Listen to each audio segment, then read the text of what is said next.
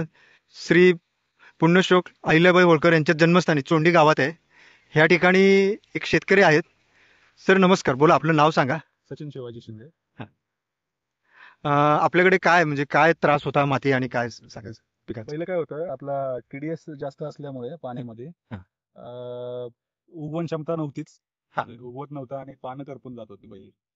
आणि त्यानंतर पाणी ज्यावेळेस येत होतं, माती पांढरी पडायची. पांढरी पडायची. ओके, म्हणजे इथं दिसते अशीच थोडीफार. माती पांढरी.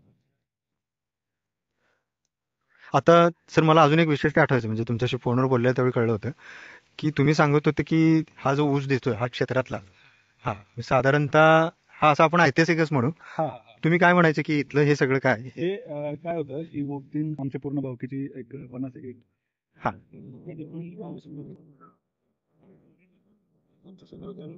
येऊन डायरेक्ट खाली वड्याला नदीला निघून जात होतं. हा. त्यामुळे ही खालची जमीन आहे आमची, आता तिथे तुम्हाला ऊस दिसतोय, हम्म. पूर्णतः चोपन जमीन होती. चोपन म्हणजे त्याच्यामध्ये काहीच येत नव्हतं, गवत सुद्धा येत नव्हतं. आणि एकदा आम्ही म्हणलं की घरचंच बियाणं वापरून एकदा काय करावं, जेणेकरून काय आपलं जरी नुकसान झालं तर आपलं घरच्या घरी काय होईल ते. तर त्यानंतर आम्ही बियाणं तोडलं आणि डिसेंबरच्या एंडला आम्ही लागण करायचं नियोजन आखलं. त्या अगोदर बेसल डोस आपला जी काय रेग्युलर असतो तो DAP वगैरे ते आम्ही केलं त्याच्यात. नंतर कांड्या लागण केली. कांड्या लागण केल्याच्या नंतर मला वाटतं किती 7-8 दिवसांनी आम्ही गंधक आणि 5 किलो चुना आणि अर्धा किलो गंधक सोडला.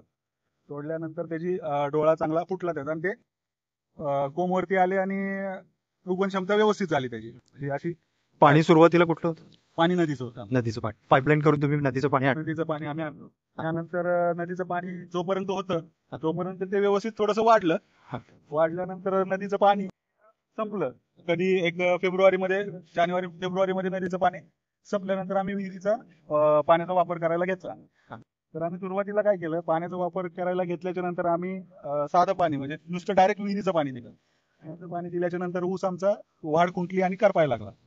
त्यावेळी किती होतं सर विहिरीचं पाणी? त्यावेळी ऊसाची उंची किती होती? ऊसाची उंची आय थिंक एवढी असेल. बरं, म्हणजे करपायला लागलं तर साधारण 1-1.25 फुटाचा ऊस होता. फुटाची उंची असेल. हा. ते पाणी करपत होतं का आपलं पानं करपायला लागली. त्यानंतर दुसरा पर्याय नसलं म्हणजे नंतर आम्हाला गिरीश साने साहेबांचं वॉटर कंडिशनरचं आम्ही सिस्टीम चर्चा पहिलीच करून ठेवली होती की आम्ही नदीचं पाणी संपल्यानंतर विहिरीच्या पाण्यासाठी तुमचं कंडिशनर आम्ही वापरणार आहे. हा सर, कंडिशनरचा वापर झाल्यामुळे कळलं, पण मी जर का असं कंपॅरिझन म्हणलं तर आता तुम्ही आतमध्ये जावर पलीकडे, तर आता हे किती दिवसाचं आहे? हे 6 महिने, डिसेंबर, जानेवारी, फेब्रुवारी, मार्च 7 महिने. आणि उंची कितीपर्यंत झाली आता? एक साधारण 6 फुटापर्यंत गेली, 7-8 फुटापर्यंत गेले. आणि किती कांडे आले असतील अंदाजे? 7-8 कांड्या. 7-8. सर म्हणजे हे चोपणात जमिनीतलं तुमचा विश्वास होता की कधीच येणार नाही, ऐतिहासिक बदल म्हणून आता 6 महिन्यातच ऊस हा 6-7 फुटापर्यंत गेला. या रानामध्ये आम्ही कधीच ऊस घेतलं नाही. म्हणजे कुठलंच पीक आलं नाही, गहू ज्वारी, फार गवत पण नीट येत नव्हतं. काहीच घेतलं नव्हतं, येतच नव्हतं, तर घ्यायचा विषय नव्हता. ओके. त्यावेळेस आपल्या येडा बाबडे असते ते उगवल्या होत्या. हा. त्या आम्ही साफ करून आपल्या येऊ नये म्हणून करून ठेवत होतो. या वर्षी आम्ही घेतला की रिस्क घ्यायची. रिस्क घ्यायची. का तर त्या वॉटर कंडिशनच्या भरोशावरती आम्हाला ती रिस्क घ्यायची म्हणजे आम्ही ठरवलं. साधारणतः ही बघितली हिरवागार ऊस आणि अशी उंची आपण बघू शकतो.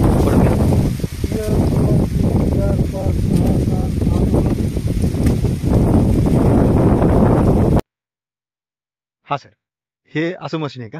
हो, हे ऑटोफिल वॉटर कंडिशन करताय.